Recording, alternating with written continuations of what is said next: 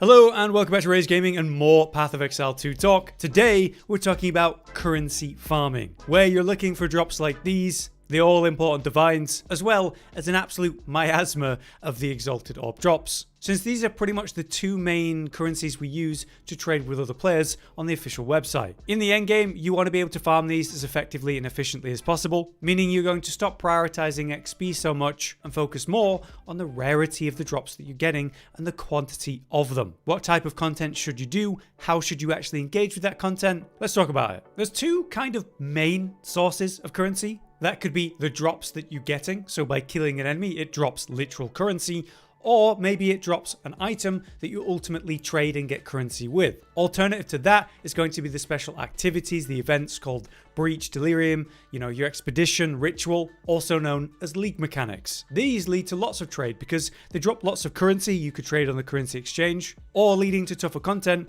where there's potential there too. So this largely revolves around trading, so I'm going to start with that because it's super important. We're generally trading on the pathofexile.com/trade2 website, which is the official website for trading in Path of Exile 2. It's their website, not a third-party one, which is really nice. The problem is you need to know the value of these items and whether it's actually worth the cost if you're buying. But we don't care about any of that. What this video is about generating currency to farm it. So all we're really doing for the purpose of this video is selling. So that's what we're going to talk about. Knowing the items for selling them then is also important. And to understand this properly, all you really need is experience. By trading regularly, you pick up what seems to sell and what doesn't, how quickly. There's a default approach you can do to basically gather knowledge for this topic. So to sell on that website, all you need to do is be in game and you'll need a premium stash tab. It's a premium so that I'm able to right click it and choose to set it to public. Then under here, we can do three different things: individual pricing,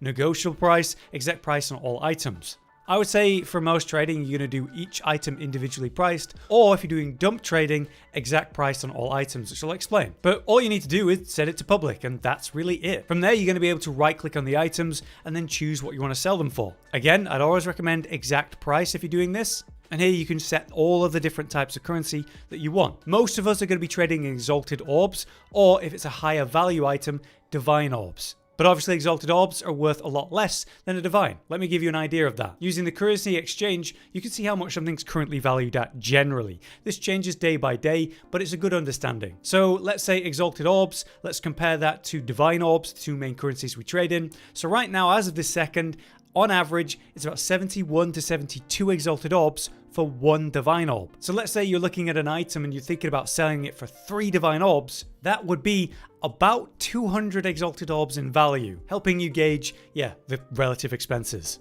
If you are unaware of how to get a premium stash tab, there are two real options. Open up the shop and go to the menu. Under shop stash tabs, this is where you can purchase using the coins using real money. But basically what you're looking at is premium stash tabs. So this is a premium quad stash tab, but you can also take a normal stash tab and upgrade that to premium too. The only real difference is the size of what you're able to put in there. And if you're thinking about doing dump tabs or general trading, having at least one quad tab that's massive like this, it really helps. Now for pricing items, the trick is simple. Look at something and generally guess the value. On this, I put 5 exalted orbs just to see if it sells. As time passes and I find that it's not selling, I'll lower the price by however much I feel is right. Maybe I'll start to get messages on this. Maybe I won't. Over time, I'll lower the price. But I will give it a kind of deadline because I don't want this sat in my space, in my stash forever. If it doesn't sell, it's not actually worth anything. The thing is, some items are going to be worth more and will take some time to sell. So it's important to give them a chance. On the other hand, you might list something and find there's a lot of interest for it. Well, that's a good thing, but it does mean that you've undervalued the item. So if I put something up for 5 exalted orbs and I have this wall of whispers, I know that I could probably sell that for 10 orbs or maybe a lot more. So relist it for more expensive than you thought and see if the massive wall of whispers continues. If it does, you need to raise the price again. You do that until the whispers slow down, but there's still at least one or enough of them that you can actually sell it. This will then also help you understand the value of items because now you have a bit of experience. You realized, hang on, that had a lot of resistance or high rarity of items, maybe had a lot of physical as a martial weapon, and this builds the experience to know how to correctly list things. But worst case scenario, you list something for too expensive and it doesn't sell for a while, you lower the price and then it does sell. Or vice versa, you raise it and get more. If you're not looking to do, lots of careful, specific listing, there is another thing you can do called dump tabbing. So what you do is instead of doing each item individually priced, you set the exact price on all of the items. So if I were to put this into that, I would be changing every single item's value all at once. They would all be listed as one divine orb. And so what I could do is have a full tab dedicated to this concept. Let's say I listed the entire thing for 10 exalted orbs. I could go do a run, come back with a bunch of items, dump them in here, and see if any of them sell for exalted orbs without me even thinking about it. After a couple hours, I'll have quite a few items in there that didn't sell for 10. So I'll put them in a different tab worth 5 or less, or manually list them. Having a dump tab means you can just kind of dump it all in there and then just readjust the prices based on whether you got interest over it, loads of interest, or none. Certainly a convenient thing, but you'll have to buy multiple premium tabs to be able to do that. And whether you want to do that with your microtransaction currency is up to you.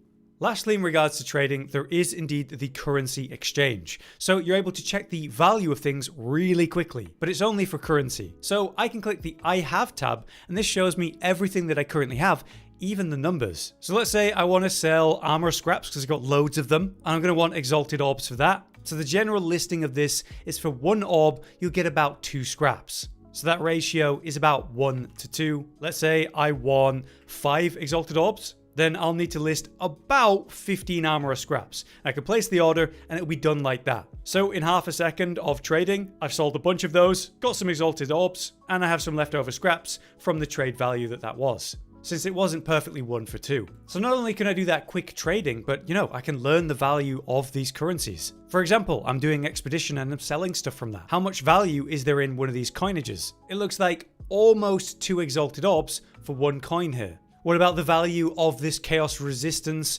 soul core? Well, it's about 4 exalted orbs per 1 soul core, as it looks like. So it's a very useful resource for that purpose, and we'll be making use of it a lot to farm currency from the drops we're getting. Next up, let's talk about drops. There's only really 2 things to consider here. Maybe you're just playing the game and a drop happens, and it's valuable. Maybe it's a currency like a divine orb or an exalted orb. You don't really have to do anything, you've got it, great. But you might get different items worth different stuff that you choose to sell, as we've just shown with trading. Some items, like white or normal quality, could be a great base to build on and then maybe even sell. To increase the odds of getting something good, you're going to need a stat that is very important.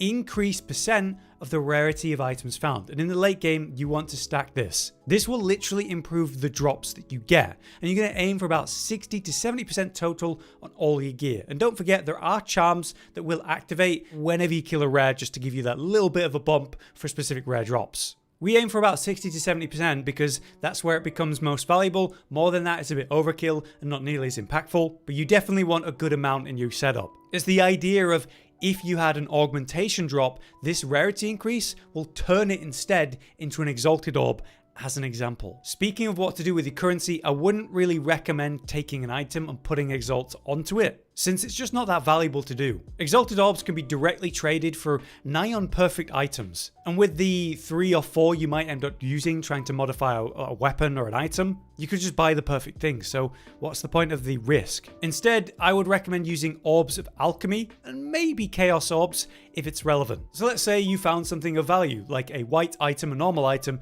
that could be rolled into something valuable. Let's take one of those alchemy orbs and put it on it. Here we got some cold damage, rarity, cast speed, maximum life. This is okay. I could maybe sell this for a couple exalteds. It was worth the risk because I've got a stock of alchemy, and this is what they're kind of for. Just be aware that there are different tiers of item. So there's just the starting ones, there's the advanced version, like this advanced cloak mail, and then there's expert above that. This basically, as you can see, requires a higher base level to even be able to equip, but then the stat starting point and higher potential is there. So if you're going to do it on any items, I'd recommend doing it on expert items because those rolls might be higher and therefore you might get something more valuable you might be able to trade. But my advice is to do this less so on equipment like that and stick to something like jewelry. It's easy to find something that has potential, such as a gold amulet with the rarity chance. We could alch this and get something really good. In this case, we got something acceptable, sellable. Jewelry is the most consistent for this purpose because you might get lots of element resistances, the rarity of items like that, and other meta picks. They're just more reliable for that type of gamble. Right, next let's talk about doing the activities of the game of the current season. They're all pretty valuable. I would say Breach, Delirium, and Expedition are going to have the fastest returns because they're not invasive on your mapping, take too long, whereas Ritual, by comparison, that's the slowest for me. If you're lucky and you find all the rituals without having to backtrack, it's fine, but maybe that third or even fourth one has you backtracking, looking around, it's a waste of time. You want to keep in mind your big picture efficiency for farming drops. Still, rituals are worth checking if you are next to one. You might get lucky and have an omen offered, or maybe the summon of the pinnacle boss, which could be worth multiple divines, so yeah, worth checking if you're next to one. By doing these events, you will also get different currency for them. A good example of that will be Expedition, where we actually have like dedicated merchants that want to trade in that currency that you're getting. I find that the offerings from these guys are quite disappointing and I'm hoping they get a buff, but you know,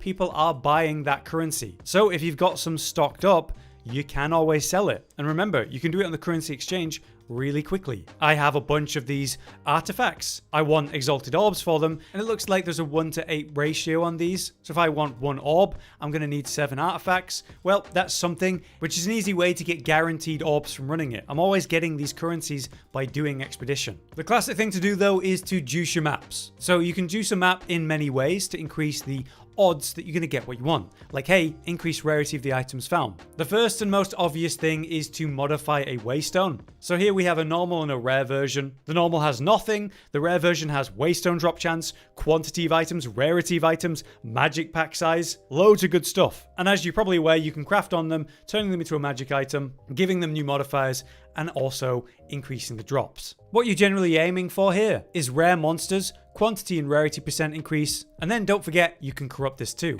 Taking those numbers and adjusting them, maybe massively increasing them. On top of that, you can make use of distilled emotions to further modify and also in a guaranteed way. So pulling out distilled emotions, which come from delirium by the way, you just put the waystone in pre-corruption and then put in some of the emotions. As you can see, ire will increase magic monster amount and more for more.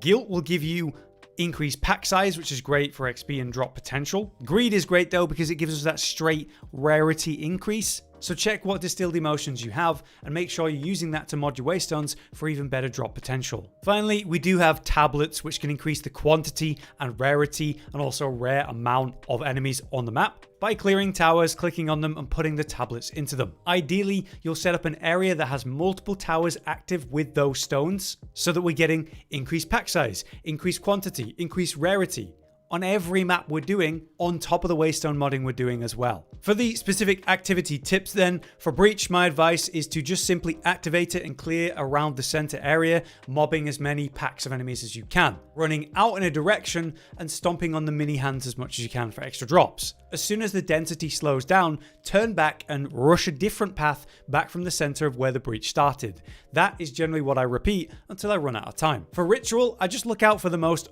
valuable items offered. That's always going to be omens and pinnacle boss summon items, most of all because those are worth divines. Otherwise, I can check for items that might be worth trading and currency that I could just directly pick up. Now, in regards to Expedition, this is a pretty important one because I actually didn't realize this, but the order that you blow things up really matters. So this one here, 30% increased rarity of items found in the chests. So if I blow this up first, the rest of them and all the chests and so on, they're actually going to have that benefit. 50% increased quantity of Expedition logbooks dropped by runic monsters. I would want to start with this so that all the runic monsters I kill actually have that effect. So yeah, the order that you blow stuff up, really important. But also there's these little signs. These show you where the little chests are actually going to spawn in. And as you can see, there's smaller ones and then there's bigger marked ones for more value. So you also want to try to hit these if you can. The other thing is being aware of, say, the negative modifiers,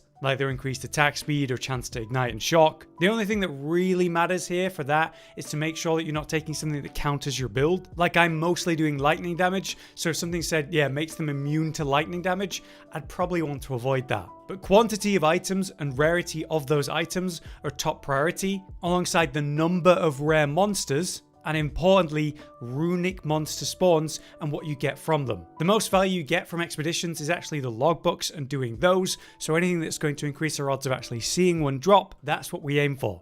So we target specific things, but we also blow it up in the correct order. Don't forget though, you always want to be doing a map with a boss if you can, and juice that up as much as you possibly can. Always raise the level and difficulty of maps you're doing whenever possible, through corruption, through irradiation. The higher level, the more challenge, the more drops you might get. This can also be modded by your Atlas tree, of course, as well, where we can increase the rare monsters on the map and even duplicate them, and with the bosses and the rares, give them extra modifiers for more potential behind them. There's also nodes that will increase the rarity of items found on your map by quite an amount, as well as quantity, which is very potent. Naturally, when you start to do the pinnacle bosses, which I'm about to begin doing myself, you can raise the difficulty of that content, making the rewards even better. And you get to access this stuff even more often, because with something like detailed records here, we can increase the quantity of the logbooks being dropped by the monsters when we're doing expeditions, giving you more sustain in that higher value content. But there you have it, that's my overview of how I'm currently farming in the endgame right now, and a bunch of different tips and topics to talk about. I hope this gave you some good information, and if there's anything you guys would like to add to the topic itself, let us know in the comments. But for now, I've been Hollow, you've been you, thanks for watching. Josh, Cotton, and Hollow with the videos, dropping the humor like a hammer on your tippy toes, bringing entertainment on a daily arrangement to take our insanity and turn it into entertainment. Yes, I said entertainment twice, to reiterate that it is nice to look into your faces on a mostly daily basis when you let us in your homes to make the whole world a stage. Goodbye.